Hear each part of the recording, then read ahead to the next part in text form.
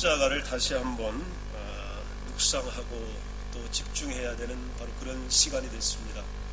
다시 한번 귀한 찬양 여러분 가슴 속에 깊이 구동치고 또 메아리치는 축복이 있으시기를 간절히 축원합니다. 신앙생활 할 때에 여러 가지가 참 중요합니다. 예배하는 것, 또 봉사하는 것, 헌신하는 것, 때로는 구제하고 또 여러 가지로 교제하는 일들, 많은 일들이 참 중요한데 오늘 성경에서 우리들에게 가르쳐주는 말씀은 바로 뭐냐면 열심히 하라는 겁니다. 신앙생활을 좀 열심히 하는 것, 이것이 중요하다 하는 얘기입니다. 신앙에서 열심이라고 하는 것은 자동차의 엔진과도 같은 부분입니다. 엔진에 불이 붙지 않으면 아무것도 움직일 수 없는 것처럼 신앙에 열심이 없으면 성도의 삶 가운데서 아무것도 해낼 수가 없기 때문입니다. 그래서 성경은 성도들이 어떤 일을 하든지 열심히 하라는 겁니다. 여러분, 예배도 우리 열심히 드리고요, 기도도 열심히 하고 봉사도 열심히 하고 헌신도 열심히 하라고 성경은 우리들에게 가르쳐주고 있습니다. 요한계시록 3장 18절을 보면 차지도 덥지도 아니한 라오디게아 교회를 향해서 예수님께서 이렇게 말씀하십니다. 내가 열심을 내라, 회개해라, 열심히 좀 해라. 제발 물에 물 탄 듯이 술에 술 탄 듯이 그렇게 하지 말고 열심히 해라, 이렇게 주님이 당부하셨고요. 디도서 2장 14절 보면 하나님이 우리를 구속하신 이유를 성경은 잘 설명을 합니다. 선한 일을 열심히 하는 자기 백성이 되게 하려 하심이라. 왜 하나님이 우리를 선택하여 주셨고 구속하여 주셨냐면 선한 일을 열심히 하는 하나님 백성, 하나님 자녀 만들기 위해서. 내 자녀는 나처럼 사람에 대하여, 이 땅에 대하여 구속사역과 섭리와 예정에 대하여 열정을 품은 존재가 되라고 우리를 불러주셨던 것입니다. 여러분, 신앙생활 열심히 하게 되면 우리 가운데에 나도 모르는 놀라운 변화가 일어날 줄로 믿습니다. 여러분, 예배 잘 드리고 기도 열심히 하면요, 나도 모르는 사이에 문제가 해결되고 질병이 떠나가고 또 내 어려운 장애물들이 사라지게 되는 겁니다. 하나님께서 그 열정 가운데 함께 하시기 때문입니다. 열심히 하는 사람들은 무슨 일이든지 만들어낼 수가 있습니다. 지난달에 한국에서 한 권의 책이 출판이 됐습니다. 지오영이라고 하는 회사가 있는데 이 회사에 이희구 회장이라고 하는 분이 쓴 책입니다. 이 지오영이라고 하는 회사는 국내 의약품 유통시장의 최강자로 군림하는 회사입니다. 작년도 매출액이 1조 5천억 원을 기록했습니다. 유통업계에서도 가장 경쟁이 치열하다고 하는 데가 바로 제약업체입니다. 제약업체의 이 영업사원들은 얼마나 많은 스트레스를 받냐면 사살하는 그 영업사원들이 간혹 나오는 데가 바로 이 제약업체 유통 부분입니다. 이 지오영이라고 하는 의약회사는 제약업체가 만들어낸 약품을 약국과 병원에 공급하게 됩니다. 이 회사를 이끌고 있는 이 회장이 책을 썼는데 제목이 뭐냐면 성공을 쫓지 말고 성공을 리드하라 라고 하는 제목입니다. 두제, 즉 작은 제목이 붙어 있는데 그 제목이 뭐라고 되어 있냐면 평범한 당신이 특별한 1%가 되는 기적이 여기에 있다라고 달고 있습니다. 그는 그렇게 고백합니다. 돈도 없고 백도 없고 그러나 성공은 하고 싶었다라고 얘기합니다. 그러면서 하는 말이 6개월만 그 일에 미쳐보라고 권면합니다. 반드시 인생이 바뀔 수 있다고 이야기하고 있는 것입니다. 자기는 약장사로만 37년을 살아왔습니다. 입사 때 내 모습을 보고 지금의 나를 예상한 사람은 아무도 없다고 쓰고 있습니다. 돈도 없었고 배경도 없었고 학력도 경력 무엇 하나 내세울 것 없는 작은 제약회사의 말단 영업사원이었습니다. 그것도 연수 성적이 동기생 중에 꼴찌라는 꼬리표까지 달고 출발선상에 서 있었습니다. 그런데 37년 만에 제약 유통업계의 최강자로 그는 올라섰고 후배들에게 이런 말을 전해주고 있습니다. 살다 보면 힘들 때가 있을 것이다. 너무 힘들어서 끝없는 나락으로 떨어지는 것 같은 절망감이 들기도 할 것이다. 하지만 추락한다는 건 아직 바닥까지 내려가지 않았다는 뜻이다. 나는 그때 처음 알았다. 위로 솟구쳐 오르기 위해선 먼저 바닥을 서야 한다는 것을. 연수성적 꼴찌, 영업성적 꼴찌도 그에겐 바닥이 아니었다. 더 이상 내려갈 곳이 없다는 걸 깨닫자 다시 위로 올라갈 용기가 생겼다. 이이구 회장은 태어나서 처음으로 그 자신을 열정적으로 사랑하기 시작했다고 합니다. 그러자 삶에 대한 태도가 달라졌다고 이야기합니다. 여러분, 물건 하나를 팔면서 약장사가 되어 약 한 뭉치를 약사에게 팔면서도 열정을 실었습니다. 그리고 열심히 했습니다. 그랬더니 아무것도 없었는데 누구도 따라올 수 없는 최고의 경쟁이 자리 잡은 그 분야의 최강자로 군림하게 되었습니다.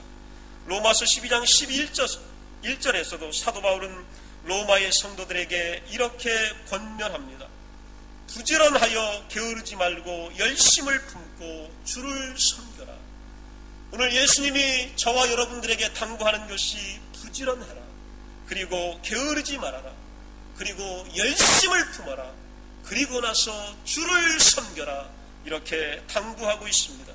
열심이 중요하다는 뜻입니다. 성경은 열심히 있어야 한다고 증거합니다. 열심히 있어야만 하나님의 일을 능력 있게 해낼 수 있기 때문입니다. 로마서 10장 2절에 보면 내가 증거하노니 저희가 하나님께 열심히 있으나 지식을 쫓는 것이 아니다 라고 이렇게 이야기합니다. 이스라엘 백성들에게는 열심히 있었습니다. 열심히 금식했고 열심히 기도했으며 열심히 율법을 지키려고 발버둥을 쳤습니다. 그것이 바로 오늘 바울이 이야기하는 내용입니다. 오늘 사도 바울은 주님과 유대인들과의 관계를 계속 설명하면서 다시 한번 그들 동포들이 복음을 받아들이기를 바라는 간절함을 성경에 표현하고 있습니다. 그의 동포 유대인들을 정죄하거나 비난하지 않고 눈물을 흘리고 있습니다. 그들의 가슴이, 그의 가슴이 찢어질 듯 아파하고 있는 것을 만나게 됩니다. 그와 함께 여행하고 공부했던 고향에 있는 다소 지역의 동문들이 생각이 납니다. 열정이 있었습니다. 결의에 차 있었습니다.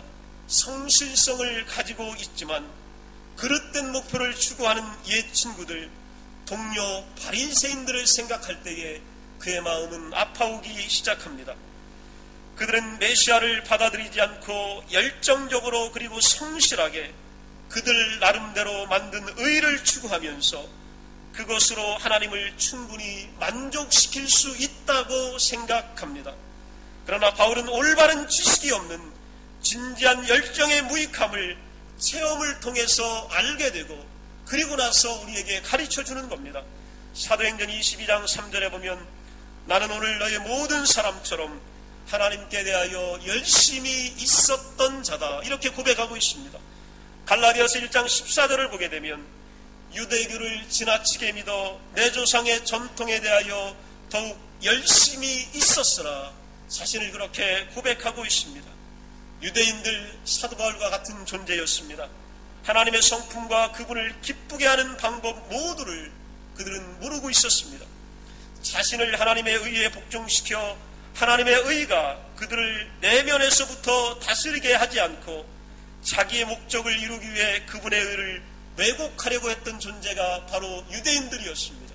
이런 유대인들을 향하여 사도 바울은 복음의 진수에 대하여 다시 한번 설명해 주고 있는 것입니다.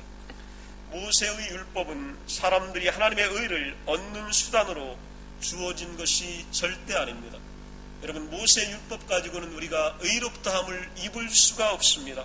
그러나 오히려 그리스도는 율법의 성취자가 되셨고 완성이 되셨고 율법을 처형하시고 정결하신 텔로스가 되었습니다. 헬라어로 이 텔로스라고 하는 단어가 성취했다, 완성했다, 종결했다라고 하는 의미입니다. 제가 얼마 전에 찰스 스윈들 목사님의 로마서 이 주석을 보면서 이걸 읽으면서 제 무릎을 쳤습니다. 왜냐하면 요즘 한국 텔레비전이나 드라마나 토크쇼에서 가장 많이 또 가장 인기 있게 등장하는 단어가 어떤 단어냐면 종결자입니다. 종결자가 뭐냐면 많은 연예인들이 자기의 패션을 자랑하며 등장합니다.